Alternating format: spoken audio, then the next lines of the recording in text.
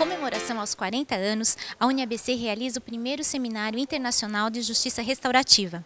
O evento é inédito no Brasil e reúne especialistas internacionais e autoridades da área. Eu acho que o seminário, ao trazer as experiências de fora, essa reflexão sobre gestão pública, nos abre para refletir o que será necessário para nós criarmos as nossas próprias políticas. Esse é o grande desafio. Se fala de justiça penal juvenil, penal, que é muito discriminatório. Aqui estou muito feliz que se fala principalmente de justiça juvenil restaurativa, não? Aplicar justiça juvenil restaurativa é muito complicado, mas não é impossível. A importância de um evento como esse, na medida em que, primeiro porque se faz no espaço da academia, da faculdade. E é fundamental que a gente esteja pensando permanentemente o que é a justiça restaurativa e como colocá-la em prática, né? E independentemente do que as suas ações, independentemente do nome que a gente dê, como é que se coloca em prática, quais são os resultados, como é que a gente avalia isso, se de fato você tem os resultados esperados, queda de reincidência, empoderamento, etc.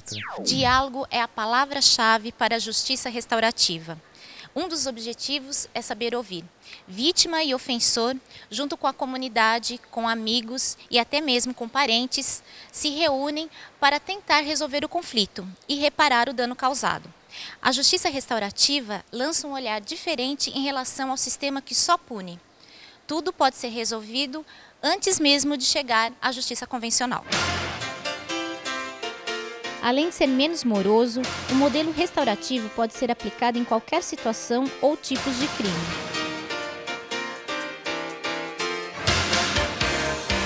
O meu tema é sobre justiça restaurativa e menino de rua.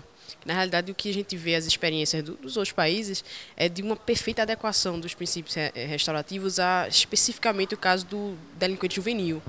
Sendo que quando a gente vai analisar o perfil da delinquência juvenil europeia, da Bélgica, da Inglaterra, você percebe que não existe a questão da figura do menino em situação de rua, né, da criança e do adolescente em situação de rua. E aí isso vai trazer alguns aspectos, vamos dizer assim, desafiadores para algumas verdades que estão sendo firmadas em outros países. Então, por exemplo, os encontros restaurativos contam muito com a participação de comunidade, de família, mas a gente está falando de adolescentes em situação de rua que estão com um vínculo com sua família ou totalmente quebrados ou muito enfraquecidos. Então, como fazer com que esse encontro exista com todos os poderes que ele tem, né? O que me atrai muito na justiça restaurativa é a quebra de mitos. Então, no sistema punitivo tradicional, nós acreditamos em muitos mitos. Então, o mito de que quando o crime é mais grave tem que ter o encarceramento, o mito de que sem força policial você não vai conseguir conter a criminalidade. São vários mitos que você vai quebrando, né? E isso que me atrai bastante nesses modelos restaurativos. São Caetano foi uma das cidades pioneiras na aplicação das práticas restaurativas no ambiente escolar. Em 2006, todas as escolas da rede pública estadual participam efetivamente deste projeto. Segundo um levantamento feito no estado de São Paulo, cerca de 1/4 dos conflitos escolares estão sendo criminalizados. As práticas restaurativas servem como meio preventivo para evitar que os conflitos cheguem à justiça. Os conflitos podem ser resolvidos por meio dos chamados círculos restaurativos. Aqui mesmo, no ambiente escolar, as partes envolvidas têm a oportunidade de conversar sobre o problema sem julgamentos nem culpa. Tudo na presença dos facilitadores. Eles são as pessoas capacitadas que ajudam a superar o conflito e chegar num acordo satisfatório para ambas as partes.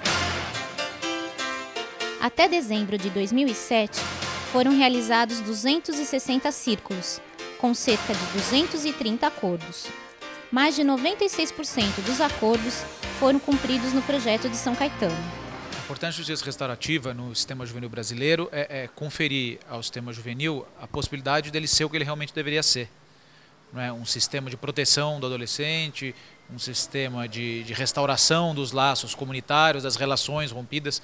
O sistema juvenil atual ele não oferece essa possibilidade porque ele está baseado no sistema tradicional de justiça que vê a resposta ao delito, ao ato infracional, somente como punição.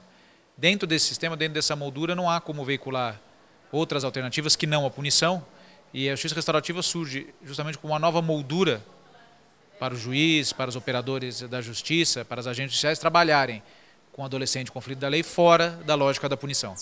A socioeducação é uma forma de penalizar o adolescente. Quando se aplica ao adolescente uma medida socioeducativa, na verdade, está se aplicando para ele uma pena diferente da pena do adulto, mas é uma sanção de natureza penal. E nós sabemos que as penas elas são pouco educativas, elas não têm força de reintegração social, elas não modificam a realidade sociofamiliar do adolescente, e muitas vezes a infração, a prática da infração, está vinculada num contexto de dificuldades do adolescente. A justiça restaurativa mexe com isso. Ou seja, ao perguntar, dar voz para a pessoa, permitir que ela fale sobre o seu contexto, as razões que o levaram a praticar a infração, não só faz com que ela seja compreendida, mas inclusive quem ela ofendeu passa a compreender a situação melhor. Portanto, o conflito tende a ter uma chance de pacificação. A razão da justiça restaurativa no âmbito da socioeducação, fundamentalmente, é por isso. A justiça restaurativa é um modelo ainda recente no Brasil e não foi implantada efetivamente com programas específicos. A justiça restaurativa ainda não aconteceu também no Brasil. A gente começou isso há mais de 10 anos. Nós começamos num projeto em Jundiaí, era um projeto de combate de prevenção à criminalidade e violência nas escolas. Na época, não havia essa consciência da violência nas escolas, inclusive as escolas não revelavam isso, porque pegava mal, né? Tanto para as famílias dos estudantes, como pegava mal para a própria escola, confessar que havia. E hoje, no entanto, a gente percebe que a violência é uma coisa já corriqueira. Uma coisa interessante, a justiça restaurativa no Brasil é iniciativa exclusiva da sociedade civil. Mostrar para os acadêmicos da UniABC, mostrar o que a gente tem feito, pode fazer e como é que nós nos posicionamos como brasileiros em relação à justiça restaurativa no mundo. Falta uma disseminação, uma divulgação maior, né, para a implementação dos projetos. Na verdade tem que ser construído, é uma estrada para ser construído de aprendizado, de ação interinstitucional e interdisciplinar de forma conjunta. Isso é um aprendizado que se vai fazer na prática. Por outro lado, eu acho que todo esse caminho é irreversível. Eu acho que daqui a 50 anos a gente vai efetivamente olhar aqui para trás a forma como a gente faz justiça e perguntar, nossa, era assim que a gente fazia?